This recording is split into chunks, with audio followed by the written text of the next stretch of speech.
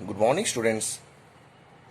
In my previous class, I have talked about network routing. Network routing was a method of steering the data through network by which it can reach to the destination, and network switching was divided into two parts: circuit switching and packet switching. In case of circuit switching, we have seen a connection is established between source and destination, and processor is kept intact during the intercommunication or transmission. In case of packet switching, the data is divided then transmitted individually through different routes to the destination. Network routing has three parts, or it can be achieved by three mechanisms. Number one is permutation. We have seen in permutation, if there are n number of objects, then we can arrange a factorial n connection between them. In perfect shuffle mechanism, the source processor can communicate with destination processor, where the first bit of binary will be the third bit of the destination processor, and the rest or remaining bits will be left shift. Next, we have seen in exchange routing function, the processor will be connected in butterfly mode. Next, we have seen what is interconnection network. Interconnection network means the connection among the processor. It is of two types. One is static, another one is dynamic. Static means point to point, and dynamic means connection between the processor using switch. We have seen the types of static network. They are ring topology, tree topology, mesh topology, hypercube, systolic, and completely connected. Now, today's topic is dynamic interconnection network. So, today's topic is dynamic interconnection network. We have seen the static network are point-to-point network, but dynamic interconnection network are implemented with switch channel, which are dynamically configured to match communication depend on user program.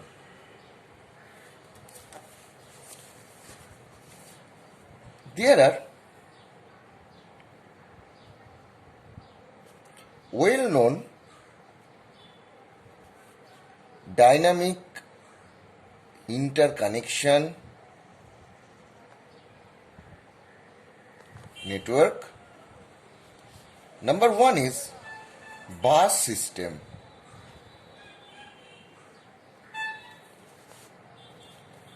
It is a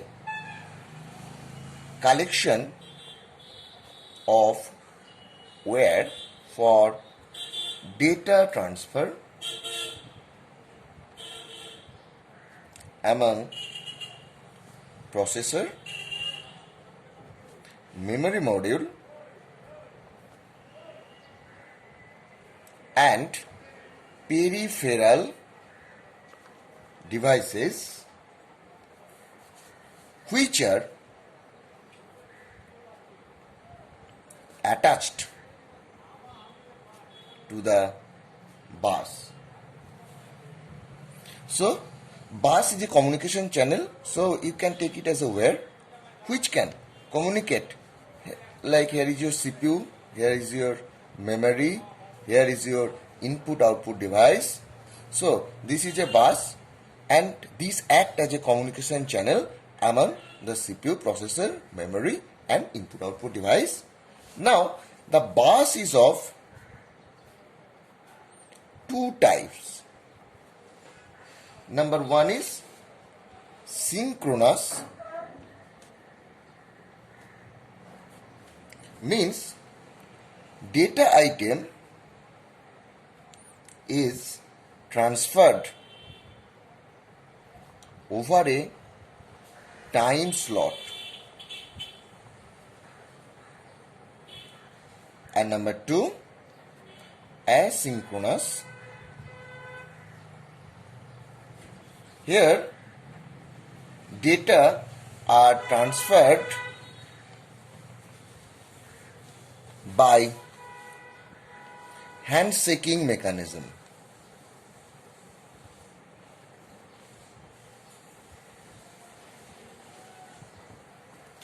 So what is synchronous bus? Data item is transferred over a time slot. That means, suppose CPU will send the data to memory or input-output device at 10 o'clock. Next, the data will be sent at 10:15. Next, the data will be sent as 10:30. So, the transmission of data is dependent on the clock time. That's why it is called synchronous. But in case of asynchronous, it will follow the handshaking mechanism. That means there is no concept of clock. Suppose this is processor 1, this is processor 2. If P1 want to send a data to processor 2, he will first send a signal that tells the processor 2, I want to send some data. If processor 2 is free at that time, he will give a acknowledge that you can send the data. Then processor will send the data. After that, processor P2 will send the acknowledgement to processor P1. So this is the way how the data communication will take place in asynchronous method. Now we will come on to another popular dynamic interconnection network, that is called your crossbar switches.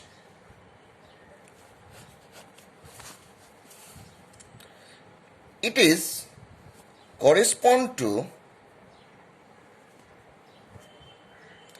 a n into m array semiconductor switches are located at each of the cross point where input output were cross with each other. We can connect an input to output by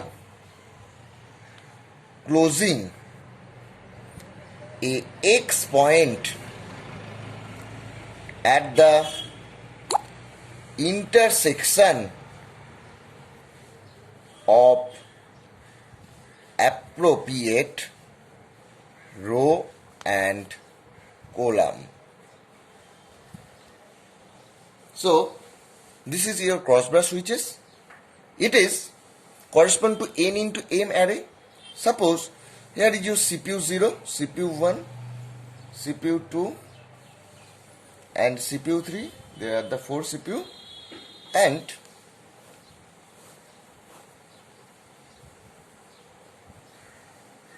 this is your destination 1, destination 2, destination 3, destination 4. So here are the 4 CPU. They will communicate with the destination like this fashion, and in the junction there will be a semiconductor. Suppose CPU 0 want to communicate with destination 2. So this cross point will be closed, then it will be closed, then it will be closed, then it will be closed. So CPU 0 can communicate with the destination with this part. and when it is closed, you can see that CPU 1 have the same path to access the destination 2, and at that time this path is on. That means CPU 2 cannot use the path at that time. Only CPU 0 can communicate with the destination through this path. So this is how the crossbar switches work. Now there are another technique that is called your multi-stage interconnection network, or it can be stated as omega network.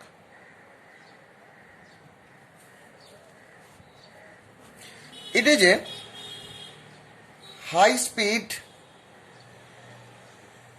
computer network, usually composed of CPU, memory,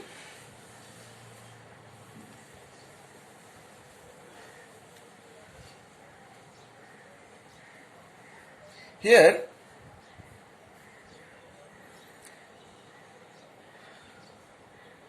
they are connected by the switches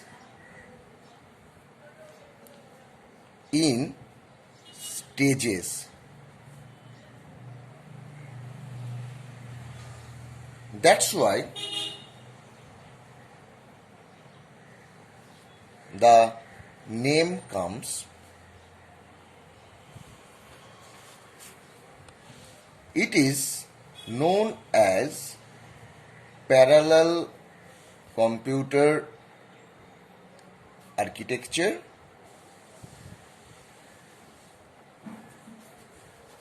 and it is the type of packet switch network. In my next class, I will find how the multi-stage interconnection network is implemented pictorially. The time comes to conclude our today's lecture. In today's lecture, we have seen the dynamic interconnection network. Dynamic means where the CPU or memory or input output are connected via switches, or they are connected by bus. Bus is a communication channel that can connect processor as well as memory as well as input output device. Bus is of two types. One is your synchronous, another one is your asynchronous. Synchronous means the data will be transmitted within a time slot, but in case of asynchronous, we have found that the data will be transmitted using handshaking mechanism. Next, we have seen another type of dynamic interconnection network, that is your crossbar switches. In crossbar switches, it looks like a arrangement of n into m array. Here we have seen that semiconductor switches are used at junction. We can connect an input to output by closing the intersection point of appropriate row and column. That is our crossbar switches. Next, we have seen multi-stage interconnection network, where the CPU will be connected with memory through switches, and these switches are connected to each other in stages. That's why it is known as multi-stage interconnection network. it also known as high performance or parallel computer. It is the type of packet switch network. In my next class, I will pictorially represent how the multistage interconnection network is implemented.